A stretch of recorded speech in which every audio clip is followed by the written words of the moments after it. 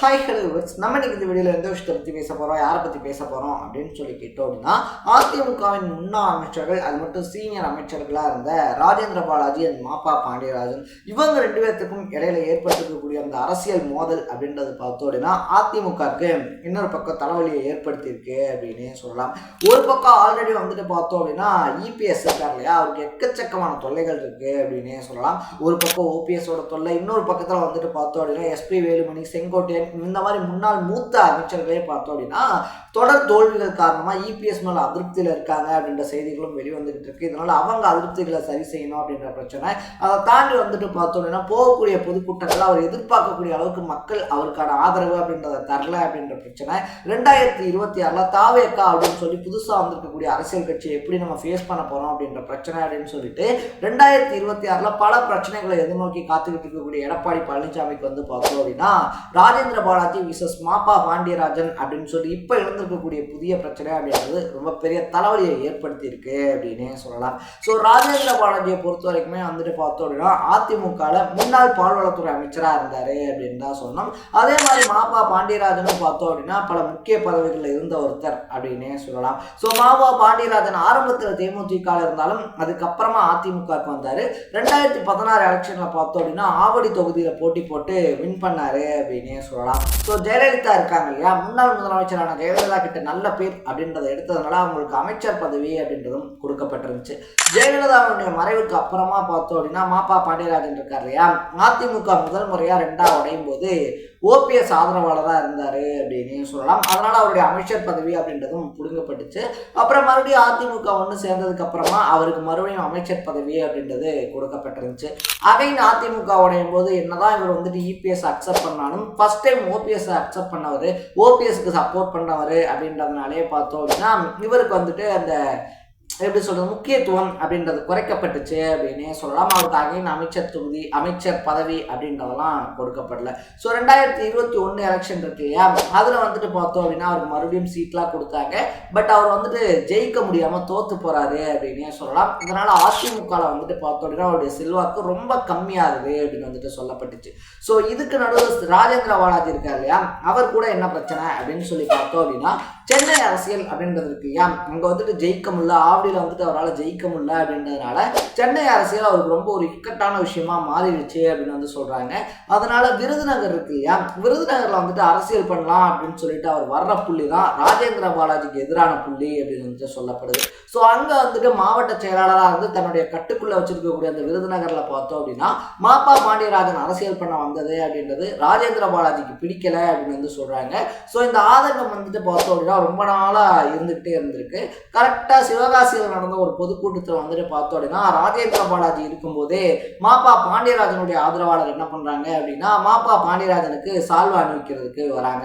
So மேடை அப்படின்னு சொல்லி கூட பார்க்காம அந்த மேடை நாகரிகம், கட்சி நாகரிகம் அப்படின்னு சொல்லி பார்க்காம பார்த்தோம் அப்படின்னா மாப்பா பாண்டியராஜனுக்கு சால்வை இருக்கு இல்லையா, சால்வை போட வந்த தொண்டனை பார்த்தோம் அப்படின்னா ராஜேந்திர பாலாஜி அறையிறாரு அப்படின்னு சொல்லலாம். எதுக்காக அறைஞ்சாரு, அவர் என்ன பண்ணாரு அப்படின்னு சொல்லி தெரியாமல் இருக்கக்கூடிய சுச்சுவேஷன்ல இன்னைக்கு நடந்திருக்கக்கூடிய பொதுக்கூட்டத்தில் என்ன சொல்லியிருக்காரு அப்படின்னா மாவட்ட செயலாளராக நான் இருக்கும்போது மாப்பா பாண்டியராஜனுக்கு வந்து சால்வை போட விட்டுருவோம்னா அப்ப நான் என்ன பார்த்தா பைத்தியக்கார மாதிரி தெரியுதா, கிறுக்க மாதிரி தெரியுதா அப்படின்னு சொல்லிட்டு பேசியிருக்கக்கூடிய விஷயம் பார்த்தோம் அப்படின்னா ரொம்ப பெரிய அளவில் வெடிச்சிருக்கு அப்படின்னே சொல்லலாம். ஸோ ராஜேந்திர பாலாஜி அரசியல்ல ரொம்ப அநாகரிகமாக நடந்துக்கிட்டாரு அப்படின்ற குற்றச்சாட்டுக்கும் ஆளாயிருக்காரு.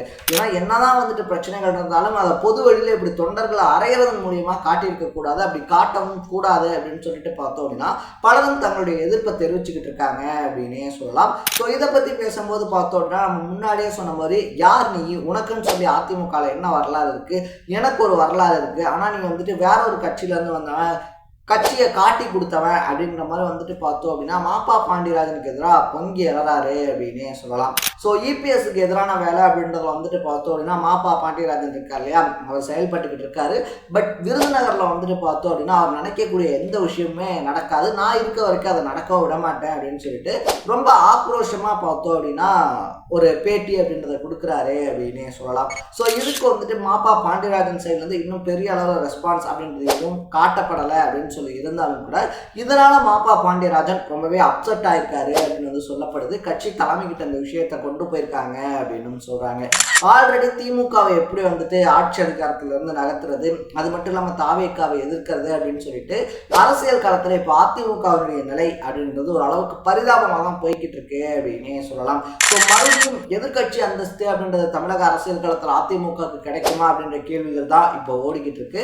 இந்த மாதிரியான ஒரு டைம்ல வந்துட்டு பார்த்தோம் அப்படின்னா சொந்த கட்சி தொண்டரையே அவர் இருக்கும்போது இன்னொரு முன்னாள் அமைச்சருக்கு வந்துட்டு சால்வ போட போயிட்டாரு அப்படின்னு சொல்லிட்டு கன்னத்தில் அறிஞ்சிருக்கிறது அப்படின்றது அரசியல் வட்டாரங்கள்ல பேசுபொருளா மாறி இருக்கு அப்படின்னே சொல்லலாம். முன்னாடி பார்த்தோம் அப்படின்னா செங்கோட்டையன் இருக்கார் இல்லையா, அவர் வந்துட்டு பங்கெடுத்துக்கிட்ட ஒரு கூட்டத்தில் வந்துட்டு அந்தியூர் சார்ந்த நிர்வாகிகளை கூப்பிடல அப்படின்னு சொல்லிட்டு செங்கோட்டையன் முன்னாடியே வந்துட்டு அடிதடியில கட்சி நிர்வாகிகள் ஈடுபட்டாங்க அப்படின்னு சொல்லலாம். ஸோ அந்த ஒரு கட்டுக்கோப்பு அப்படின்றது இருக்கு இல்லையா, ஜெயலலிதா இருந்தப்ப அதிமுக வந்துட்டு எப்படி இருந்துச்சோ பல முன்னாள் சீனியர் அமைச்சர்கள் ஜெயலலிதா இருந்த வரைக்கும் பேட்டி கூட கொடுக்க மாட்டாங்க. ஜெயலலிதா சொல்லக்கூடியவங்க மட்டும்தான் அந்த விஷயங்கள் அப்படின்றது பண்ண முடியும். ஜெயலலிதாக்கு அப்புறமா ரெண்டு மூணு பேரை தவிர பார்த்தோம்னா இரண்டாம் கட்ட தலைவர்கள் அப்படின்றவங்களே அதிமுக கிடையாது அப்படின்ற சுச்சுவேஷன்லாம் இருந்த காலம் மாதிரி இன்னைக்கு எல்லாருமே வந்துட்டு பார்த்தோம் அப்படின்னா குறுநில மன்னர்கள் மாதிரி நான் வைக்கிறதா ரூல்ஸ் அண்ட் ரெகுலேஷன்ஸ், இதுக்கு கட்டுப்பட்டு தான் இருக்கணும் அப்படின்ற மாதிரி பார்த்தோம் அப்படின்னா அவங்க பகுதிகளில் பண்ணக்கூடிய அரசியல் அப்படின்றது இருக்கு இல்லையா, அது வந்துட்டு அதிமுகவுக்கு ரொம்ப பெரிய பேராபத்தான விஷயமா மாறி இருக்கு அப்படின்னு வந்து சொல்றாங்க.